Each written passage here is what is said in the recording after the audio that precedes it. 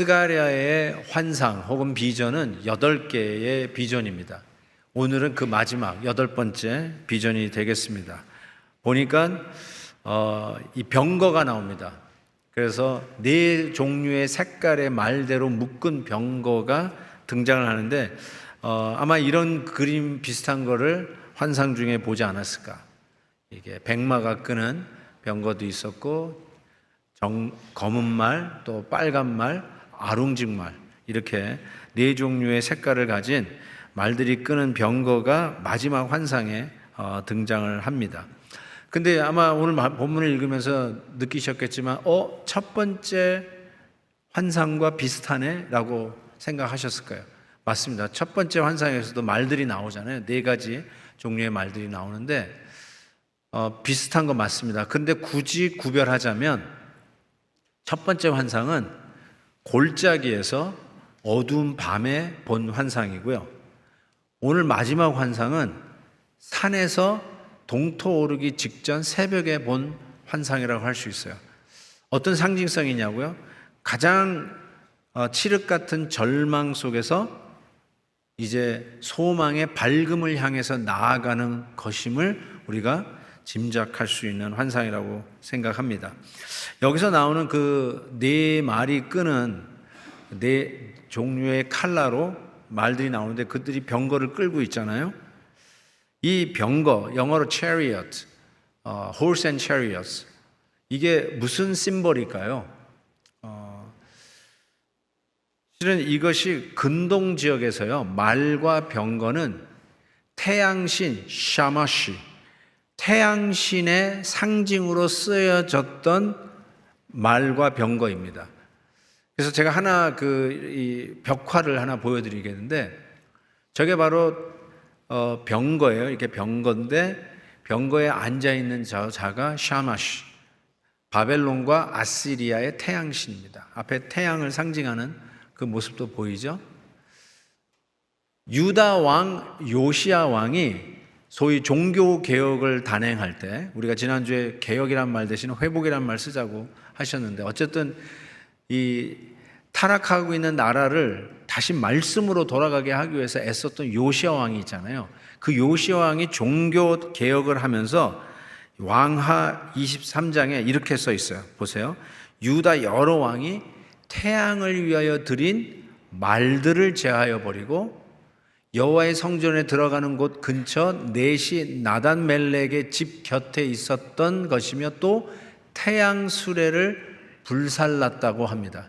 즉 종교개혁을 하면서 요시야 왕이 한 게 뭐냐면 이방신을 상징하는 것들이 성전 입구에 있었는데 그것부터 제거하기 시작했다는 거예요. 그러니까 이방신을 상징하는 게 이 horses and chariots 라고 이야기할 수 있어요. 여러분 한번 chariot을 생각해 보시면 이거는 엄청난 군사력을 상징해요. 제가 이거를 요즘으로 바꾸면 이 걷는 군인을 뭐라고 그러지? 보병들이 예를 들어서 전투에 나가서 막 총을 쏘고 그러는 가운데 갑자기 탱크가 나타났다. 이거는 비교가 안 되는, 급이 다르잖아요. 병거가 그런 거였어요. 병거가 전장에 나타나면 병거를 타면서 활을 쏠 수 있어요. 긴 이 자벨린 같은 창을 가지고 적군을 그냥 달려가면서 찌르는데 이게 상대가 안 되는 이유가 뭐냐면 병거의 속도를 보병이 따라갈 수가 없어요. 그러니까 그 스피드나 그 말 4마리 쫙 끄는 그 위용이나 그 상징성의 그 힘과 위력은 대단한 것이었어요. 그래서 병거들이 앞에 쫙 진을 치고 있으면 적진들이 사기를 잃어버려요. 싸울 생각, 엄두를 내지 못할 정도로 위용이 당당한 게 바로 이 병거, chariot이었어요. 그런데 이것이 이방신의 상징으로 쓰였는데 성경에 보니까 하나님이 실은 이 병거를 타고 다니는 거룩한 용사라고 표현하고 있어요. 이사야 66장에 보면 보십시오. 여호와께서 불을 둘러싸여 강림하시더니 그의 수레를 회오리바람 같으리로다. 그가 혁혁한 위세로 노여움을 나타내시며 맹렬한 화염으로 책망하시리라. 실질적으로 가장 그 막강한 이 병거를 타고 다니는 자가 누구냐? 이방 태양신 샤마시가 타고 다니는 게 아니라 하나님이 타고 다닌다는 것을 성경은 이야기하고 있어요. 하박국에서는 이렇게 얘기해요. 주께서 말을 타시며 구원의 병거를 몰고 계시는 분이 우리 하나님이라는 거예요. 이방신이 아니라는 거예요. 이방신이 몰고 있다고 착각하지 말라라고. 가장 강력한 모든 사람들에게 위협이 되게 그 누구도 막아설 수 없는 막강한 무기 chariots, 이 병거를 who drives it? Who's riding on it? Our God. 우리 하나님이 이 병거를 몰고 다니시는 분이라는 거예요. 그래서 시편 104편에 보면 이렇게 돼 있어요. 뒤만 읽을게요. 자기 누각에 들보를 얹으시며 구름으로 자기 수레를 삼으시고 바람 날개로 다니시는 분이 바로 우리 여호와 하나님이시다라고 말씀하고 있습니다. 바로 이 하나님이 병거를 타고 다니시는데 하늘의 네 바람, 즉 네 방향으로 동서남북으로 세상 끝을 향해 그들이 누구이든지 간에 하나님은 이 병거 타고 그들을 무찌르기 위해서 나가시는 거룩한 용사다, 이렇게 표현하고 있습니다. 자, 그런데 이 말이 나오는 병거를 타고 달려 나오는 모습을 오늘 본문에서 어떻게 표현하냐면 두 구리산, between two mountains of bronze, 두 구리산 사이에서 달려 나온다고. 1절 보세요. 내가 또 눈을 들어본 즉 네 병거가 두 산 사이에서 나오는데 그 산은 구리산이더라, 이렇게 되어 있어요. 그 산 이름이 구리라가 아니라요, 산이 구리로 만들어졌다는 뜻이에요. 굉장히 이게 상징적인 지금 비전을 이야기하고 있어요. 구리는 브론즈, 놋이에요, 놋. 지지난주에 제가 날아다니는 두루마리 얘기를 했고, 에바 속에 있는 여인에 대한 여섯 번째, 일곱 번째 환상에 대해서 얘기했는데, 그 여섯 번째 환상, 날아다니는 두루마리가 그냥 날아다니는 정도라고 표현하는 게 아니라 그게 사이즈를 얘기했어요. 그 희한하죠? 날아다니는 두루마리의 사이즈. 그런데 그 사이즈가 성전 주랑 사이즈하고 똑같다라고 얘기했어요. 그곳에서 재판하고 판결하는 성전 주랑, 그 포리코, 바로 그곳에서 날아다니는 두루마리 그 사이즈하고 똑같다는 걸 얘기했어요. 그러니까 여기에 나오는 환상은 항상 성전을 염두에 두고 나오는 환상인 것을 우리가 미루어 짐작할 수 있습니다. 자, 그렇다면 이것도 성전을 염두에 두고 나오는 환상이라면 두 구리산은 성전에 무언가를 상징하고 있다는 것을 기대할 수 있어요. 뭘까요? 구리로 만든 두 산. 솔로몬이 성전을 지을 때 기술자 하나를 두로라고 하는 나라에서 스카우트해서 데려옵니다. 그 사람의 이름이 히람입니다. 근데 이 히람이 기술자인데 무엇의 전문 기술자냐면 놋, bronze. It's a special skill dealing with the bronze. 이 놋을 다루는 특별한 기술자였어요. 그가 데려와서 이 놋에 관련된 모든 일을 하는데, 이 히람이 성전을 지으면서 뭘 만드냐면 놋으로 두 성전 기둥을 만들어요. 그게 열왕기 상에 나와 있습니다. 보세요. 기둥을 이렇게, 즉 놋을 녹여 부어서 만들고, 그리고 쭉 그 기둥에 대한 설명을 하고 21절에 이 두 기둥을 성전의 주랑, 포리코, 그 주랑 앞에 세우되 오른쪽 기둥에 세우고 야긴이라 하고 왼쪽 기둥에 세우고 보아스라고 합니다. 이 야긴은 하나님이 세우셨다라고 하는 히브리어고요. 보아스는 하나님이 능력이다라고 하는 뜻으로 보아스예요. 하나님이 세우신 하나님의 능력을 상징하는 놋으로 만든 성전 두 기둥. 놋으로 만든 구리산은 성전의 두 기둥을 상징하는 것임을 의심할 필요가 없어요. 바로 하나님은 능력이시다, 하나님이 이 일을 하신다라고 하는 놋으로 만든 두 기둥 사이에서 하나님이 막강한 이 chariot, 병거를 타고 질주를 하시는 거예요. 그걸 누구를 향해서?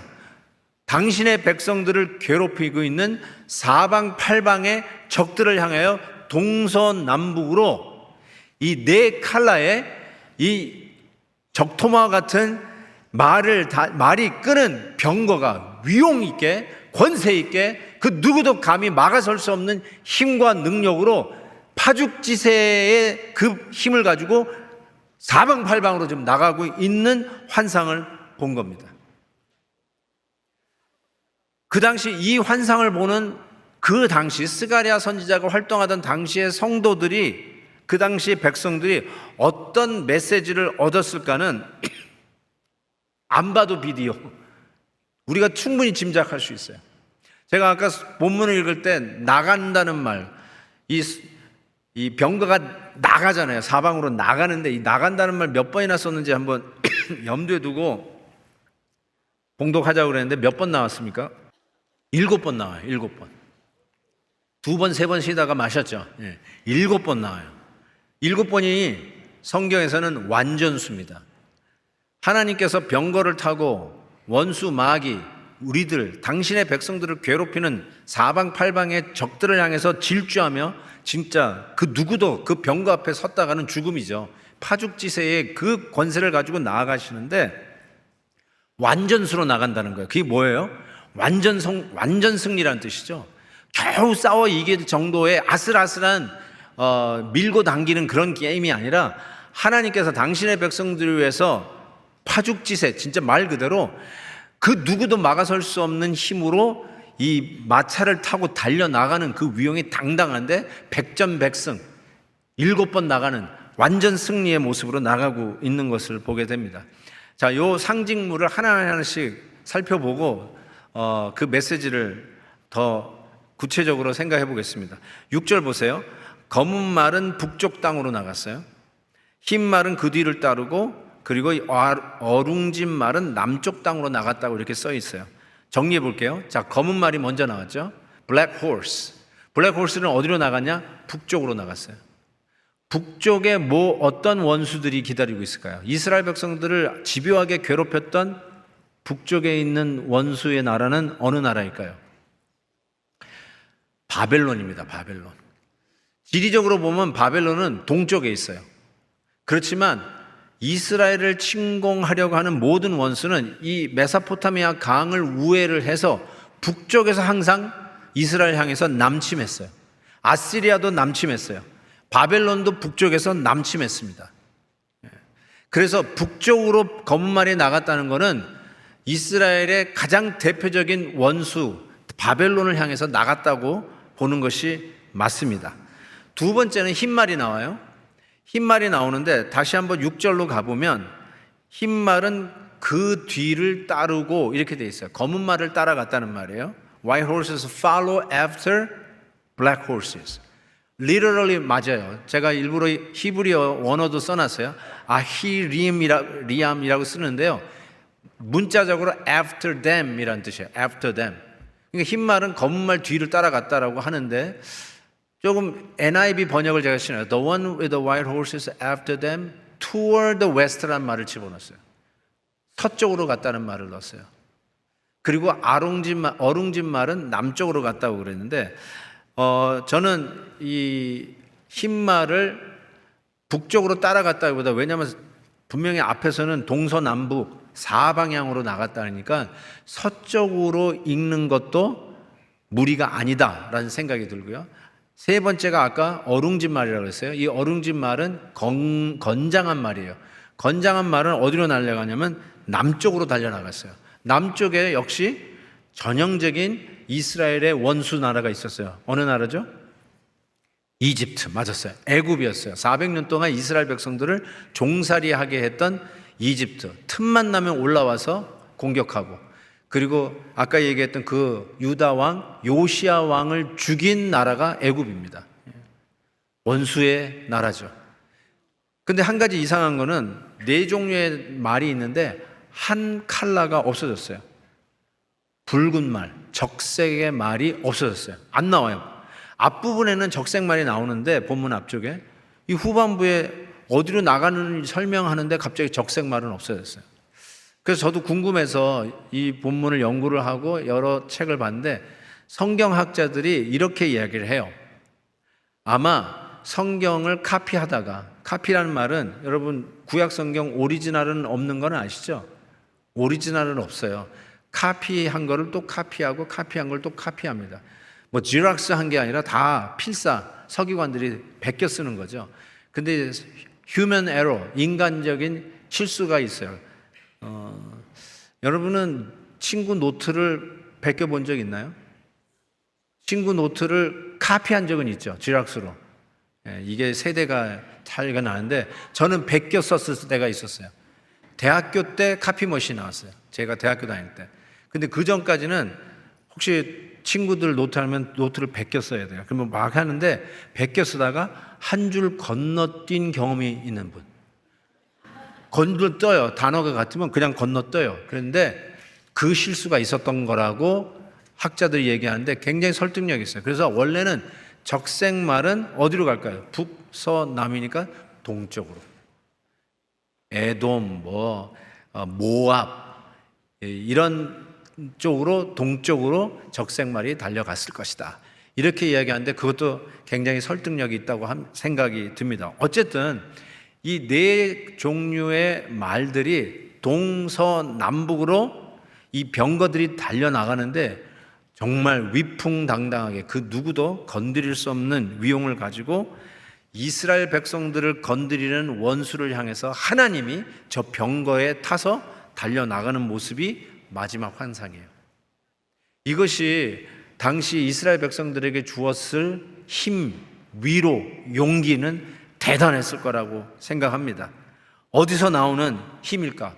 다 지쳐서 쓰러져 있는데 포로된 바벨론에서 70년 만에 풀려나서 고국에 돌아와서 이제 성전을 재건해야 되는데, 즉 신앙적으로 하나님 앞에 돌아가야 되고 다시 하나님을 섬기는 백성으로 믿음을 세워야 가는데 먹고 사는 게 급하고 성전은 고사하고 내 집 마련하는 게 제일 우선순위고, 그리고 피폐해 있는 그들, 그리고 호시탐탐 페르시아가 정복한 이후로 다시 고향으로 돌아는 왔지만 주위의 주변국들이 지금도 괴롭히고 마치 허리에 깊게 박혀 있는 가시처럼 힘든 상황 속에서 마지막으로 스가랴 선지자를 통해서 보여주신 환상이 뭐냐? 그 원수들을 향해서 하나님이 태양신이 타고 다니는 그 가공할 만한 병거를 실은 하나님이 타고 하나님께서 당신의 백성을 지키기 위해서 저들과 싸워주시는 거룩한 용사로 등장하는 이 환상이야말로 그들에게 용기 100배하는 환상이었다고 저는 생각합니다. 자, 이것이 결국은 어떤 메시지를 던지냐면요, 그 땅에 드디어 평화가 온다고 하는 메시지로 오늘 본문이 마칩니다. 8절 보세요. 그가 내게 외쳐 말하여 이르되 북쪽으로 나간 자들은 북쪽에서 내 영을 쉬게 하였느니라 하더라. 여기 보니까 My spirit rest in the land of the north. 북쪽 땅에서 드디어 평화를 갖게 되었다는 것이죠. 그러면 서쪽, 동쪽, 남쪽은요? 가장 막강한 북쪽에서 평화를 갖게 되었으니까 다른 쪽은 말해도 당연하죠. 안 말해도 당연한 거죠. 다른 쪽도 다 하나님께서 평화를 주신다고 하는, 가장 강력한 바벨론이 정복되었기에 다른 쪽에 있는 적들도 하나님은 넉넉히 정복하고도 남음이 있다라고 하는 뜻이겠죠. 어디서부터 나오는 힘일까요? 다 손 놓고 이젠 죽었다라고 하고 아예 날 잡아잡시오, 내 배 째라 하고 있는 그 상황 속에서 하나님이 우리들을 괴롭히는 적들을 향해서 달려나가고 있는 이 병거를 보면서 와, 힘이 났을 거라고 저는 생각해요. 그래서 다시 일어나서 하나님 앞에 돌아갑니다. 리턴 하기 시작하는데 스가랴 선지자가 이 환상을 본 후 500년이 흘러갑니다. 그 500년의 역사를 제가 간단하게 말씀드리면 자기들을 본국으로 돌아오게 했던 페르시아도 역사의 뒤안길에서 멸망의 길을 갑니다. 헬라 제국이 일어납니다. 알렉산더 대왕이 일어난 것이죠. 그리고 알렉산더 대왕이 죽으면서 헬라 제국이 네 쪽이 납니다. 이 두 개는 이스라엘과 조금 거리가 있으니까. 그런데 이 프톨리니 제국과 세클루스 두 제국은 팔레스타인을 국경으로 해서 북쪽과 남쪽으로 늘 이 국경 싸움을 하고 영토 싸움을 했어요. 그러니까 그 사이에 마치 고래 싸움에 새우등 터진다고 어쨌든 바로 그 사회 속에서 이스라엘 백성이 아주 죽을 고생을 하고요. 그 가운데 가장 악명 높은 엔타이커스 4세가 있어요. 여러 번 들어봤을 거예요. 이 안티오쿠스 4세는 이스라엘 백성들이 싫어하는 짓만 합니다. 이스라엘 백성이 가장 귀하게 생각하는 성전에서 돼지를 갖다 놓고, 부정한 동물이라고 하는 돼지를 갖다 놓고 제사를 하게 하고, 제우스 신에다가 제사를 하게 해요. 이스라엘 백성 너무너무 혐오하고 징그럽게 싫어하는 일을 골라서 합니다. 그래서 마카비아와 같은 독립투사가 일어나면서 독립전쟁을 하게 됩니다. 그래서 당분간이지만 유대인들이 독립자치국을 짧은 기간 동안 누리게 됩니다. 이 이야기는 성경 어디에도 안 나오는데 그 이유가 뭐냐면 말라기로 구약 성경이 끝나고 마태복음으로 신약 성경이 시작하는 그 사이의 기간 400년이 비어요, 역사가. 그래서 이거를 중간기라는 말을 써요. 중간기. 그런데 이 중간기에 이런 일이 벌어진 거고 헬라 제국이 없어지면서 로마 제국이 일어나는 시기가 이 중간기에 있습니다. 이렇게 자치국을 만들었음에도 불구하고 로마 제국이 일어나면서 이 독립운동도 멸절하게 되죠. 자, 그런데 하나님이 주신 그 비전은 어디 갔죠? 아니, 내가 병거 타고 우리의 원수들을 향해서 달려나가는 하나님, 도대체 그날은 언제 오는 것입니까? 어쩌면 유대인들에게 그 날을 더욱더 사모하는 마음이 불릴 듯 일어났을 거예요. 우리나라를 이 로마의 압제에서부터 독립시켜줄 그 메시아를 너무나 사모하고 고대했을 거라고 생각합니다. 왜 우리를 정치적으로 독립국가로 세워주지 않을까? 그날을 기다리고 있었는데 하나님은 그 일을 하시는데 우리가 기대하지 않은 전혀 다른 방법으로 그 일을 하시는 것을 보게 됩니다. 어떻게 했을까요? 마가복음에 이렇게 시작이 됩니다. 1장 1절이에요. 하나님의 아들 예수 그리스도 복음의 시작이라. 드디어 하나님께서 우리의 원수들을 무찌르는 예수 그리스도, 우리의 메시아, 우리의 구원자가 나타났는데 그 이야기를 하는데 이렇게 얘기해요. 복음의 시작이다. 이렇게 소식을 전하는 것입니다. 복음은 유앙겔리온 많이 들어보셨을 거예요. 복음이란 말은 문자적으로 good news예요. 좋은 소식. good news. 드디어 메시아가 왔다. 예수 그리스도가 그 스가랴의 비전에 따라서 우리들의 원수를 무찌르고 당신의 백성들을 구원하기 위해서 드디어 나타나셨다. good news인데 이 good news가 뭔가 이사야 52장에 보면 이렇게 되어 있어요.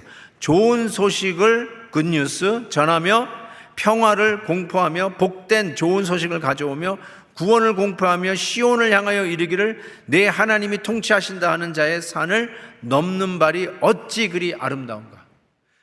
즉 예수 그리스도께서 오신 거는 뭐 막강한 무기를 가지고 총칼을 들고 우리식으로 얘기하면 아니면 제뜨기를 몰고 와서 아니면 핵을 가지고 와서 우리를 살리시는 그런 군사력으로 한 나라 이스라엘을 독립국가 만드시는 그런 식의 소극적인 기대보다 더 원대하고 크신 우주적인 구원을 위해서 우리의 메시아 예수 그리스도가 왔는데 그게 무엇이냐? 당신의 백성들을 어둠의 세력에서부터 구원해 내시겠다고 하는 아주 구체적인 좋은 소식, good news, 유앙겔리온.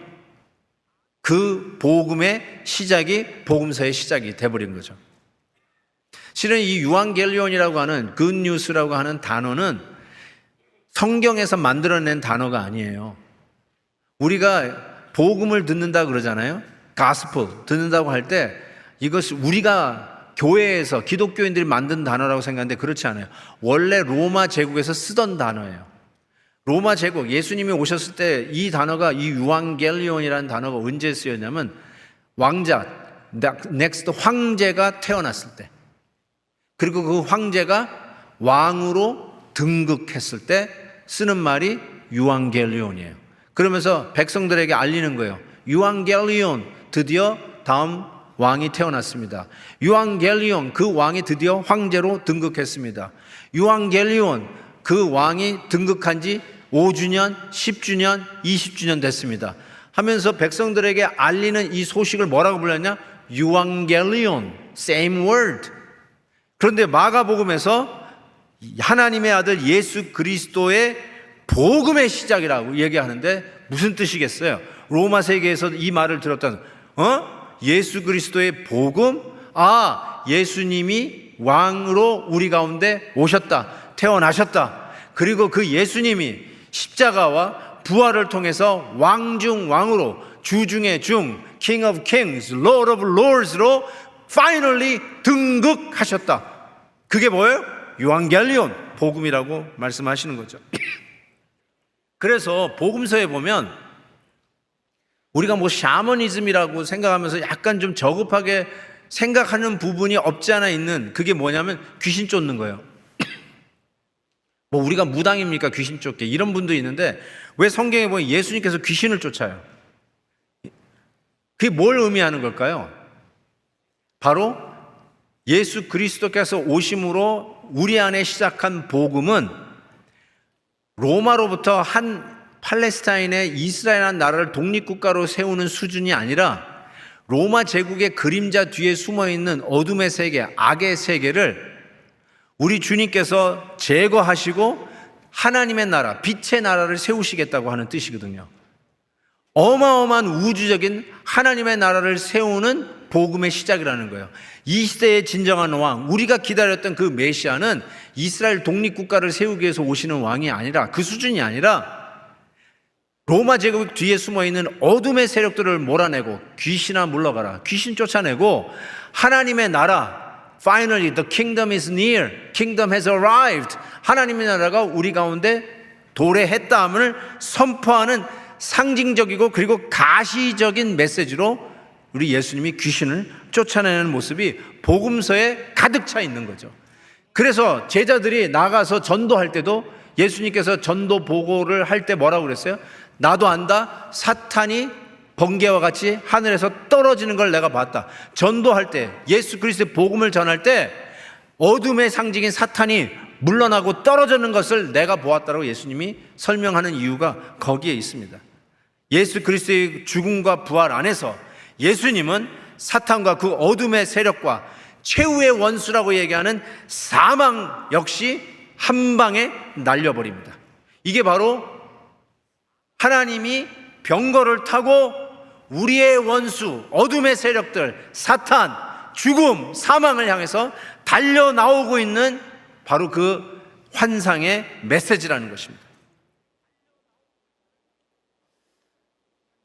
하나님의 병거가 이게 나오는 모습을 정말 저는 이걸 영화로 만들어 보고 싶은 생각이 자꾸 드는데요. 한번 생각해 보세요. 그 네 마리 끄는 병거, 그것도 또 하나 있는데 그것이 한번 쫙 줄을 서 있다고 생각해 보세요. 그거 보기만 해도 숨이 막힐 거예요. 와, 저게 우리에게 왔다가는 우리는 완전히 초박살 나겠다. 아마 그렇게 느껴질 거예요. 그런데 그 병거가 질주를 해서 달려오는 거예요. 막 달려오는 거예요. 팍팍팍 하고, 그 다음에 우리 같은 이렇게 평판한 도로였겠어요? 돌짝밭이고 그냥 울퉁불퉁한 도로이고 신장록을 팍 냈겠어요? 그냥 구불퉁 제대로 냈겠습니까? 그러면서 별로 신통치 않은 길인데 이 마차들이 막 달려가는 거 한번 생각해 보세요. 지진이 나는 소리였을 거예요. 굉음이 나고 정신을 차릴 수 없는 어마어마한, 그리고 보면 막 먼지와 함께 그냥 우당탕탕 그런 소리와 함께 달려오는 것은 정말 가공할 만했을 것 같아요. 그러면서 달려오는데 이 달려오는 게 바로 우리 원수들을 하나님이 무찌르기 위해서 달려오는 환상이잖아요. 이거를 신약적인 용어로 이렇게 바꿀 수 있어요. 골로새 2장 15절에 보니까 통치자들과 권세들을 무력화하여 드러내어 구경거리로 삼으시고 십자가로 그들을 이기셨느니라.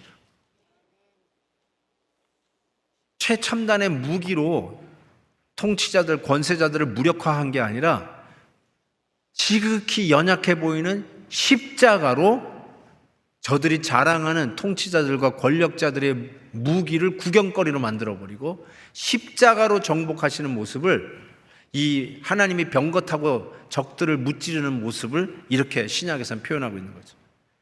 그리고 고린도 후서에서는 이렇게 얘기해요.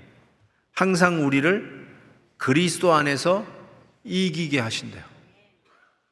당신의 백성들을 위해서 싸우시는 이 하나님의 병거를 보면서 신약에서는 우리가 그리스도 안에서 이기게 하신다. 어떻게 이기냐면 그리스도를 아는 냄새를 나타내시는 하나님께 감사하노라. 칼을, 번뜩이는 칼을 들고 원수의 목을 치는 모습이 아니라 믿음의 향기, 하나님을 믿는 이 당당한 예수 그리스도를 믿는 향기로 그리스도 안에서 우리를 이기게 하시는 것으로 신약에서는 설명하고 있습니다. 우리를 위협하고 있는 적들이 얼마나 많이 있습니까? 요즘 우리를 위협하는 적들을 뭐 헬라 제국이라 하겠습니까? 로마 제국이라 하겠습니까? 어쩌면 더 교활하고 더 음산하고 더 커닝하고 교활한 우리들의 원수들이 우리 발밑까지 다가와 있지 않습니까? 우리의 자녀들이 마약에 중독되어 가고 교회들이 동성연애 때문에 갈라지고 있고 모든 사람들이 중독에 빠지되 약물, 알코올, 도박 중독에 빠져가고 폭력과 시기와 음담패설과 가정을 무너뜨리는 간음과 그리고 부모를 향하여 대항하는 폐륜아들과 자녀들을 학대하는, 자녀들을 노엽게 하는 믿음 없는 부모들과 서로 잘났다고 교만을 떨고 있는 이 시대의 이 원수들이 오늘도 우리의 삶을 좀먹고 있는 적들이 아닙니까? 가정을 파괴하고 내 건강을 파괴하고 우리의 다음 세대들의 소망을 파괴하고 있는 이 시대에 정말 사방팔방 아무리 돌아봐도 우구는 없고 아구는 없고 적만 있는 이 시대에 어찌할까 하는 신앙인들의 안타까운 기도 속에 하늘을 바라다 봤는데 오늘 하나님께서 우리에게 보여주시는 메시지가 스가랴가 봤던 8번째 이 비전을 통해서 내가 그 원수들을 향해서 동서남북으로 깔려있는 그 원수를 향해서 가장 가공할 만한 무기 하나님의 병거를 타고 내가 그들을 향해서 노도 질주하면서 그들을 무찌르기 위해서 최선을 다해서 달려가겠다. 그들을 내 발 앞에 무릎 꿇릴 때까지 너희들을 위하여 싸우겠다라고 하는 이 메시지를 보여주고 계시는 거예요. By the way, 오늘이 아버지의 날이에요. 해피 파더스 데이. 이 말도 안 했네요. 아버지들 해피 파더스 데이. 어제 우리 애들이 집에 왔더라고요. 그래서 왜 왔냐 그랬더니 오늘이 이제 파더스 데이니까 왔다는 거예요. 그렇구나. 그러면서 실은 저도 오늘 저녁을 먹습니다. 내가 처음으로 이 파더스 데이 애들이 밥을 사주겠다고 하는 첫날입니다. 그래서 어쨌든 저녁을 어디서 먹을지 안 가르쳐 줍니다. 그러면서 아빠 해피 파더스 데이 하면서 저를 이렇게 격려를 하는데 저는 우리 아버지가 생각이 나는 거예요. 우리 아버지가 그렇게 보고 싶어요. 늘 목회, 제가 누구랑 목회 상담을 하겠습니까? 우리 아버지 장로님이신데 늘 기도해 주시고 늘 이렇게 지혜를 주시고 늘 버티는 산과 같아가지고 든든하셨던 우리 아버지세요. 우리 베델리우스에도 우리 아버지 생각하면서 불가능이 없는 우리 아버지였잖아요. 저도 그랬어요. 불가능이 없는 우리 아버지. 우리 자녀들 다 끌고 미국에 이민 오신 우리 아버지. 아이스크림 가게, 세탁소, 흑인가에서 권총강도 2번 만나시고 그러면서 우리를 키워주셨던 그 아버지가 자꾸 생각이 나는 거예요. 그러면서 아버지가 우리 집에, 우리 자녀들이 지금 우리 집에 와가지고 막 아버지 날 기념한다고 그러는데 우리 아버지가 마지막으로 우리 집에 오신 날이 있어요. 그때 이미 이제 병색이 짙어가지고 다리에 힘이 없어가지고 운전도 못 하셨어요. 그때 늘 굉장히 활동적이셨거든요. 골프도 늘 잘 치시고 굉장히 긍정적이고 운동도 열심히 하셨던 분이신데 딱 병색이 짙으니까 일단 다리가 힘이 풀리니까 운전을 못 하셨어요. 그래서 저희 어머니가 이제 운전을 하고 우리 자녀들이 있었을 때 마지막으로 저희 집에서 소위 최후의 만찬이라고 부를 수 있는 그 식사를 하셨어요. 그리고 이제 집으로 돌아가시는데 잘 걷지를 못하시더라고요. 그래서 제가 아버지를 안았어요. 근데 왜 이렇게 가벼워요? 네. 그 산 같은 아버지가 그렇게 가볍게 들리더라고요.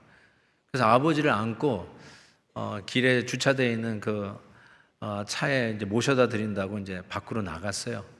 우리 아버님은 제 목을 안고 이렇게 저에게 하는데 그 차 문을 열고 이제 앞에 앉혀드리고 이렇게 시트벨트를 이렇게 해드리는데 그때 아버지가 저한테 이런 얘기를 하시더라고요. 김 목사, 이게 마지막인 것 같아. 딱 그러시더라고요. 그러면서 쭉 눈물을 흘리세요. 우리 아버님 장로님이세요. 예수 그리스도를 잘 믿으셨어요. 천국 가는 소망도 분명히 뚜렷했어요. 그런데 이렇게 마지막인 것 같아 하고 눈물을 쫙 흘리시더라고요. 저희가 임종 예배도 많이 제가 집도를 하지만 마지막이 되면요 알아요. 본인이 알아요. 아, 이게 마지막이구나. 그리고 그 아버지의 짐작은 맞았어요. 아버지는 다시는 우리 집에 못 오셨어요. 그리고 입원을 하시고 6개월 동안 투병하시고는 천국에 가셨는데 제가 알죠. 제가 목사인데 왜 모르겠어요. 원수들 중에 가장 마지막 최후의 원수는 사망이잖아요. 우리 아버지가 사망 앞에 있는 거를 그분이 아셨어요. 마지막인 것 같아. 저와 여러분도 그 마지막 원수 앞에 훗날 섭니다. 지금은 건강해서 이 자리에 나와 있지만 반드시 그 자리에 섭니다. 누구도 도와주지 않아요. 그 사망 앞에 딱 섭니다. 여러분도 알 거예요. 그 순간이 되면.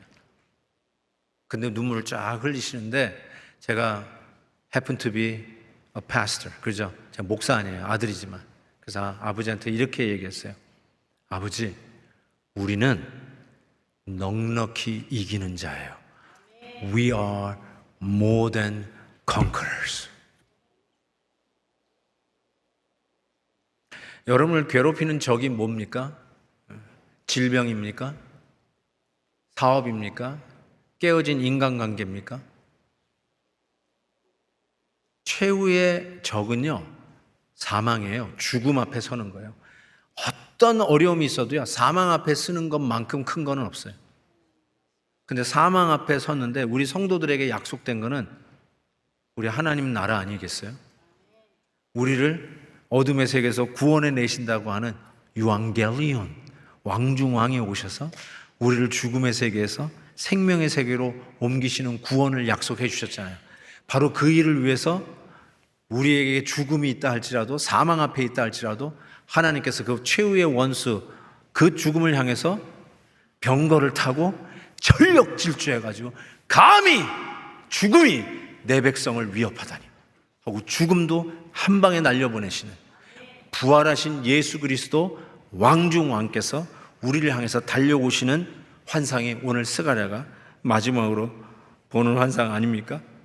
그래서 우리는 승리의 계가를 부르면서 영화 배우들이 걷는 레드 카펫은 못 걷더라도 우리는 분명히 승리의 카펫을 받고 우리 하나님 앞에 면류관 받는 그 자를 향하여 당당하게 믿음의 길을 활보하는 자가 될 줄 믿습니다.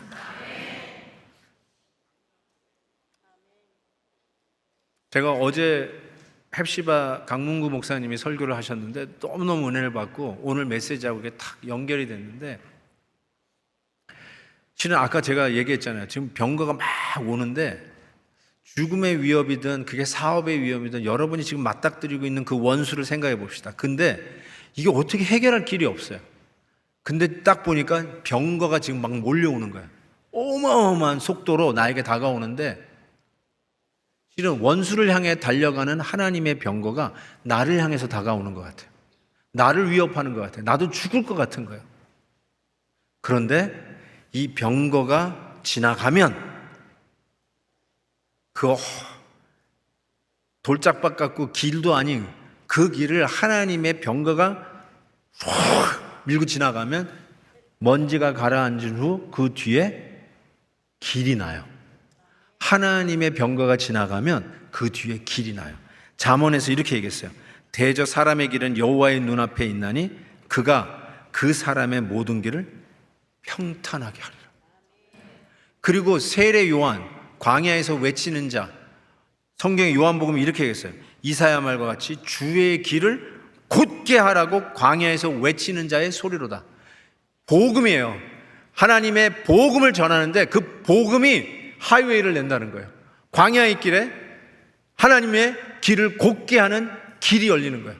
그래서 죽음을 맞닥뜨리는 그 상황 속에서 하나님의 병거가 나를 치기 위해서 달려오는 것 같은 위험과 공포가 있다 할지라도 그 하나님의 병거가 지나가고 나면 그 뒤에 하이웨이가 열립니다.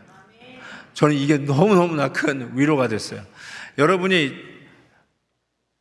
죽음 앞에 서서 병원에서 천장 외에는 볼 것이 없는, 다른 옵션이 없는 상황에 있을 수도 있어요. 의사가 할 거 다 했습니다 라고 하는 말을 듣고 더 이상 다른 길이 없는 그 상황에도 처할 수가 있어요. 그리고 우리 아버지처럼 느낌으로 이게 마지막인 것 같아 아는 순간이 있어요. 더 이상 다른 게 없어요. 그때 하나님의 병거가 달려오는 것 같은 느낌이 드실 거예요. 그렇지만 그 병거가 지나가면 먼지가 가라앉고 뒤돌아보세요. 길이 나 있어요. 길이 나 있어요. 그리고 그 길은 천국을 향해 인도하는 길이에요. 그래서 어제 메시지가 결론이 이거였잖아요. 지금의 고난은 하나님께 더 가까이 인도하는 내비게이션이다. 명언 중에 명언을 하셨어요. 제가 아멘 했죠. 아멘 했어요. 맞아요. 하나님의 병거가 우리에게 죽을 것 같은 소리와 공포로 달려온다 할지라도 우리 주님께서 우리를 붙들고 다시 일으켜 주시는 구원의 메시지를 우리가 비전 중에 본다면 하나님께서 이 병거가 지나간 후에 길을 내시는 은혜를 체험할 것을 믿습니다.